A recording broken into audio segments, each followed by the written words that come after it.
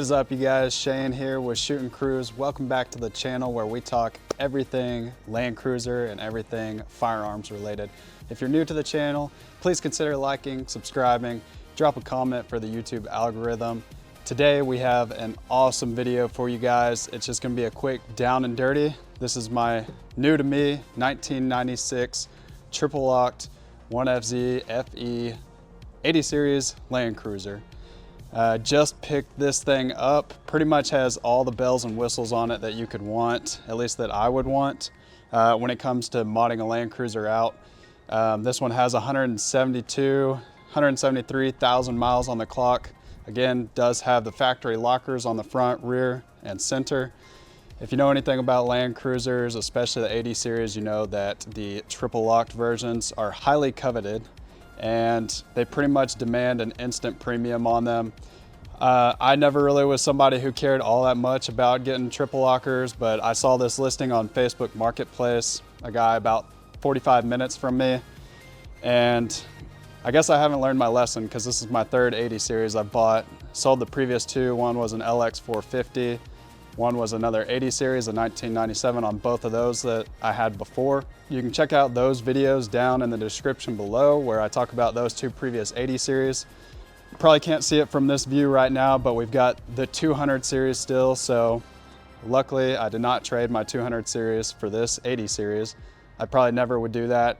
If I get rid of one, which I don't want to get rid of this, don't want to get rid of the 200, but if I got rid of one, it would be this one first. I'm going to try to keep the 200 forever.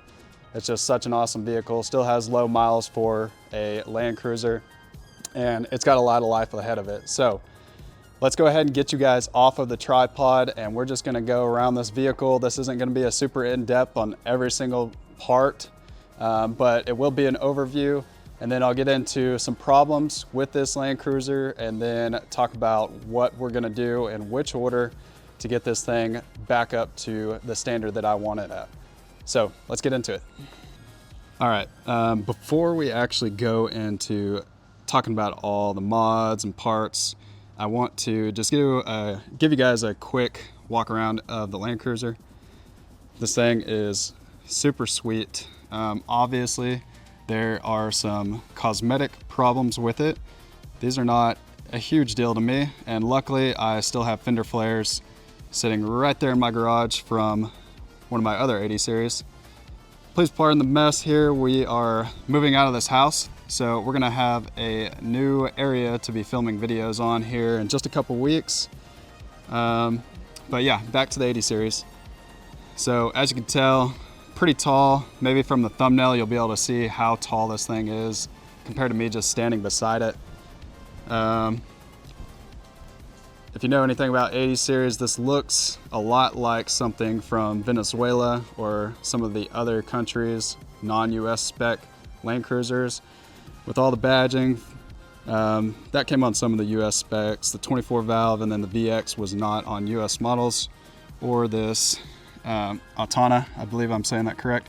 That decal there was not on any of the US specs, or this trim here. This is kind of a trim for a lot of the diesels. But backstory on that, the guy I bought this from is from Venezuela. Sorry about the wind, let me wait just a second. The guy I got this from is from Venezuela. I traded him a 2017 TRD Off Road 4Runner that had about 90,000 miles on it. So that guy got a pretty good deal. The listing on this Cruiser was $28,000, which I would never have paid cash for. 80 series with the triple lockers, especially ones that are pretty clean and under 200,000 miles, will automatically demand somewhere between 18 and 24,000, which is just absolutely crazy when you consider that these are 30-year-old vehicles. Let me go around the other way. The wind's getting kind of bad. But yeah, real quick, fender flare, I got that. Just need the clips and everything. I'll get that buttoned up. I just want to get it, obviously, color paint matched to the rest of the truck. The ones that I have are Moonglow Pearl, and so it's a darker gray. This part's already ordered for the vent, for the rear. Whenever you close the doors, air comes out there to help with pressure.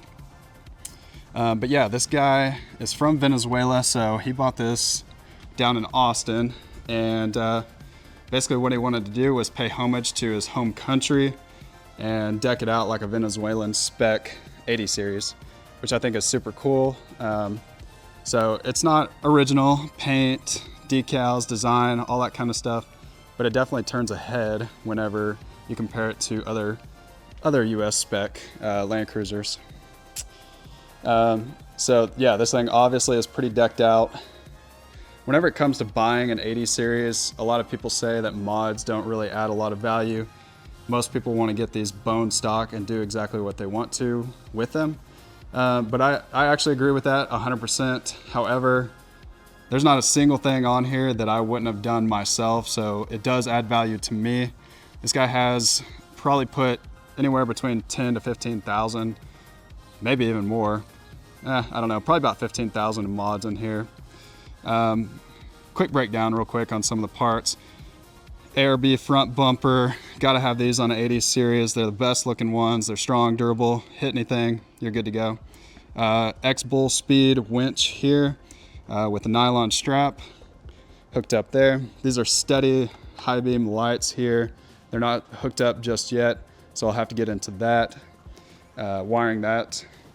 Moving around here, ARBs don't come with these stock, so these add a little more value, a little protection here for the front fender flares, and then they go down to these steps here, which you gotta have.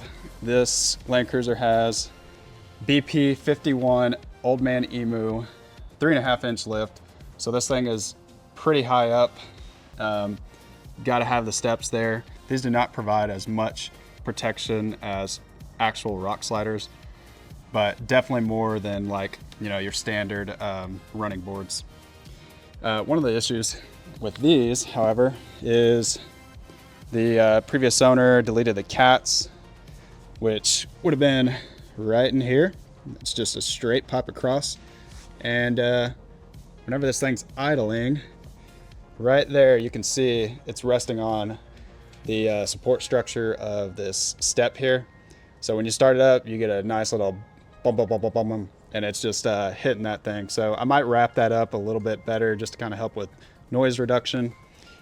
3.5 inch lift, super nice. These are Mickey Thompson Baja Boss 315 75 R16 wheels. He's already done the axle lock mod here. It's not set up with the transmission yet, but it's kind of cool to have that already there and ready. 80 series, you know, a lot of people change the wheels. I like the factory wheels, they're just kind of iconic.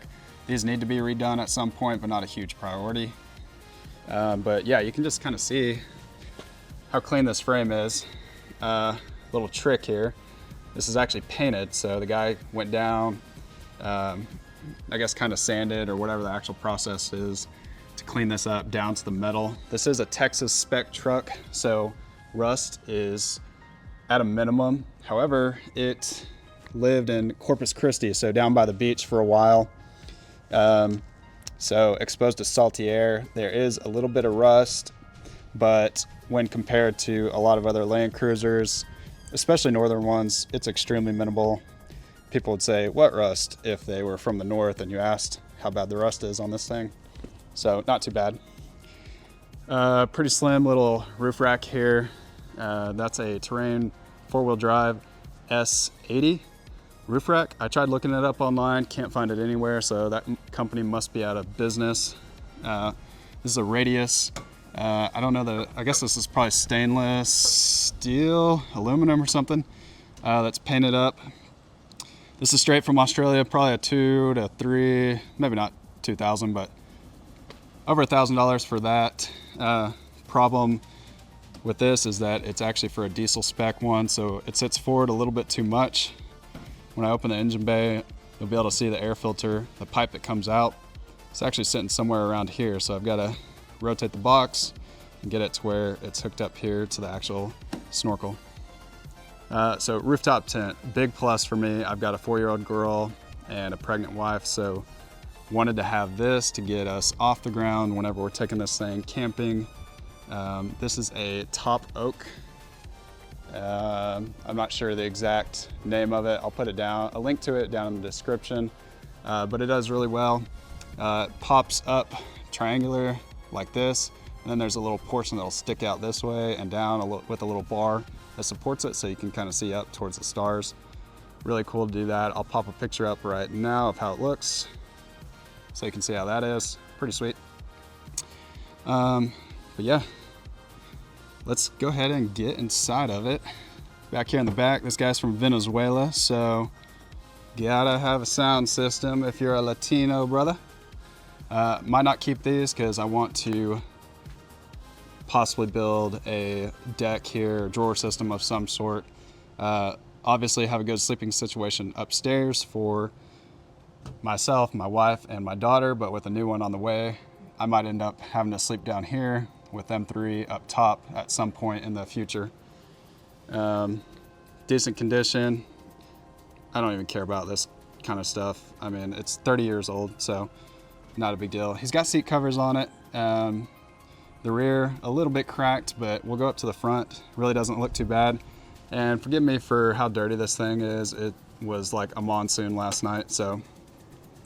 Reverse cam packed up there, which is attached to that rear view mirror camera system. And then back here, you got a little backup light or backup camera. Super nice. We'll stop here in the back seat. Pretty straightforward. It's got the sound system set up there. I don't know where the protection is for that thing. But got WeatherTech mats. Carpet's decent shape for 30 years. Missing a lot of little cosmetic stuff like the plastic covers and what have you. He was nice enough to throw in these little armrests that go on the doors. I just gotta get these taped up, and those go on the driver and front passenger window seals on the doors to give you a nice armrest and another cup. Car seat over there, seats in the rear, basically to be expected like that all the way across. I'm gonna keep this on because kids and spills. And up front here, bada bing, bada boom, son. If you're looking for an 80 series and you see that switch, just know it adds a little value, but don't get tricked. You can mod that without having this bad boy right here. Get under the truck and make sure you've actually got the locker. It's gonna have that little kind of circular thing right in the center of the screen on the side of the front and rear differential. There's the front one, and then the rear is hidden behind that little plate there. So if it's locked, it'll have those. If not, it won't have them. While I'm down here, I'm gonna show you a problem we got. It's gonna be one of the projects coming up. This is your transfer case here. Got a little bit of a leak coming down here. Overall, like I said, there is some rust. This stuff just needs to be cleaned up a little bit. It's workable though. But you can see a couple drops here. But to do this, I'm gonna have to drop the transfer case down. There's a bearing in there. Not really that hard of a project, but probably could take a day or two if I don't have everything prepared. So that's gonna be on the project list. Not priority number one, but definitely something to get to. All right, let's go ahead and pop the hood really quick. We'll do this first. So, as you can see, nice little battery setup with the wiring and everything here. Everything in here is super clean. All right, we need new hood struts. As I was saying, everything in here is super clean. These are not OEM drive belts, but new radiator, nice and clean. So first thing we're gonna knock out is replacing the distributor O-ring. Sits right in here. It's one of the top 3 most common oil leaks on these. Distributor O-ring, front crankshaft pulley seal sits right down there behind the harmonic balancer. That one's the toughest of the 3 just because you gotta have a nice, strong torque wrench. And then oil pump cover seal since just below this little pulley right here. But this one's the distributor that's leaking, so I'll fix that. And coolant system is second priority. Coolant system after the oil leak. Heater control valve is starting to turn a little bit yellow. These hoses have not been replaced that I can tell. So I'm gonna replace all those hoses. That's your heater control valve right there, super easy fix. Pesky heater hose, I'll show you where that's at. I already ordered the little kit for it. sits right down in there. Easiest to see from the driver wheel well, so I'll get another view of that here in just a second. But you can actually bypass, and I might just do that where you plug it in, into the side of the engine. There's a little dimple there. Just plug it in there, run it all the way up to a heater control valve on this side. Need to do the PCV valve with the correct hose. I don't like this. This just doesn't look OEM, so I'm gonna do that. And then there's a little bit of ATF leaking. ATF leaking up here, which ATF is used for the power steering on these systems. So with it being at the very top sitting like that, I believe it's actually just a cap. I'm gonna replace the cap first, see if that fixes it. So it's not gonna focus very well, but because there's not very much light, but right up there in the center, that is your pesky heater hose. It's really not too bad, but that's super important to replace that when it comes to the coolant system. That thing will pop and leave you stranded if you don't upkeep it. So that right after the oil leak, that is priority number 2. Luckily this guy had the knuckles rebuilt. That's a huge pain. I've never done that on an 80 series. Somehow I've avoided doing that, and I'm so glad on this one I'm not gonna have to do it. But yeah, basically got all the old man emu stuff, springs, 3.5 inch, BP51s, and sits up nice and high. If you're gonna lift your 80 series more than 2 inches or so, you need to correct caster, which can be done with caster plates, which will go here. However, this guy opted for the drop brackets, so it'll drop it down here.